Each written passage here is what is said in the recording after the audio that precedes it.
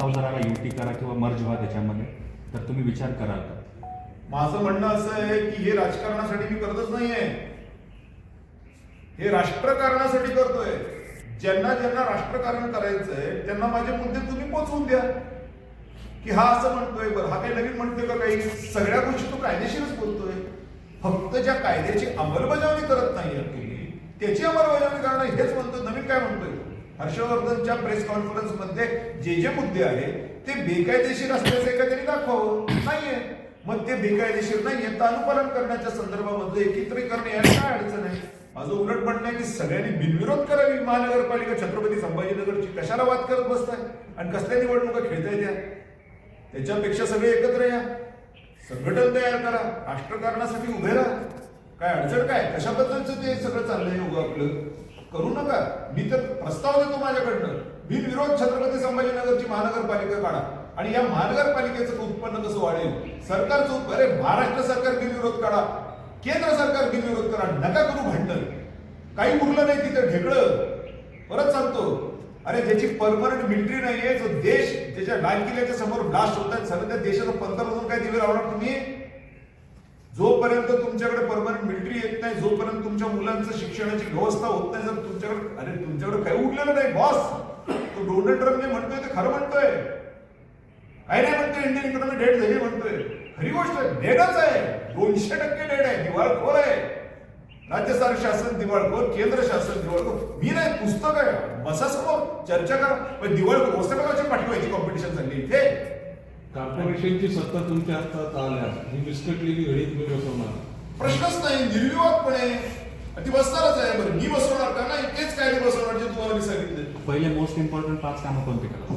सांगितलं मी तुम्हाला की जे काही तुमचे घर आता कायदेशीर किंवा बेकायदेशीर यांना तोडण्याच्या संदर्भातली जी कारवाई आहे ती कायद्याच्या तरतुदीच्या नुसार करावी लागेल. ते पहिलं काम. दुसरं काम, जे काही जमिनी भाडेतत्वावरती देऊ शकते महानगरपालिका पण दिल्या जात नाहीत, ती जमीन सरकारच्या नियमानुसार भाडेतत्वावर देण्याच्या संदर्भातली कारवाई, ज्याच्यात पैसे येतील. क्रमांक 3, ज्यांची घरं ऑलरेडी तुटलेली आहेत त्यांना cash Maharashtra land revenue act कलम 301, 300 अ याप्रमाणे देण्यात येईल. 4, ज्याही वॉर्डांमध्ये शैक्षणिक व्यवस्था नाहीये, वैद्यकीय व्यवस्था नाहीये, त्या शैक्षणिक आणि वैद्यकीय व्यवस्था नगरपालिकेच्या माध्यमातून पुरवण्याच्या संदर्भातली कारवाई करण्यात येईल.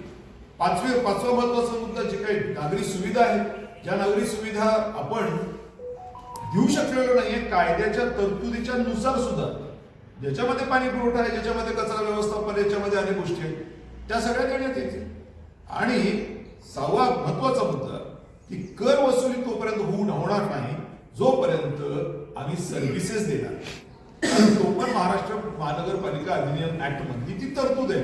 याच्यातल्या कुठल्याही गोष्टी हवेत गोळीबार नाहीयेत, या ऑलरेडी उपलब्ध आहेत कायद्याच्या तरतुदीच्या अनुषंगाने, पण त्याची अंमलबजावणी होत नाही आणि हे सगळं करण्याच्या दृष्टिकोनातून हे करावं लागतं. शेवटचा प्रश्न झाला, प्रशासकांची चौकशी करायला लावसाल का? 2-3 प्रशासक जे आहेत सध्या हिट लिस्टवर आहेत, ते हिशोबात द्यायला. मी तर म्हणतो अख्खा देशच हिट लिस्टवर आहे. कसला प्रशासक घेऊन बसलाय? तो कुठून शिकलाय? तो हे चाळे कुठून शिकलाय? कोण का असत नाही?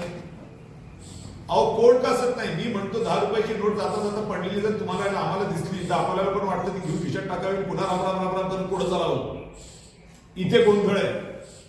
Problem is not with the person, it is with the school of thought to which he belongs.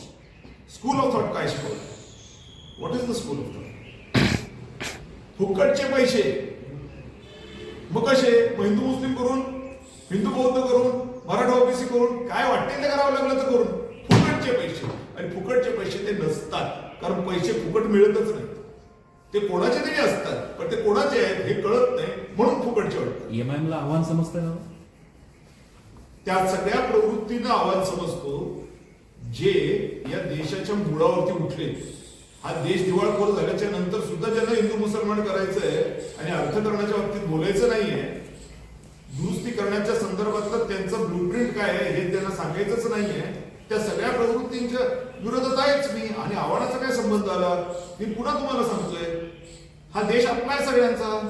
आपण नाही दुरुस्त करणार तर काय चायना येऊन दुरुस्त करणार? कसली एमआयएम कसले काँग्रेसमध्ये बसलाय तुम्ही? संपर्क कार्यालय कुठे आणि कधी होणार? लवकरच कळवू, भगवंताची जशी इच्छा. उमेदवारांना आपल्याकडनं काय काय भेटेल जे जर तुम्हाला एक लाडू, एक पेढा, असं काय देऊ? एक क्रीम रोल.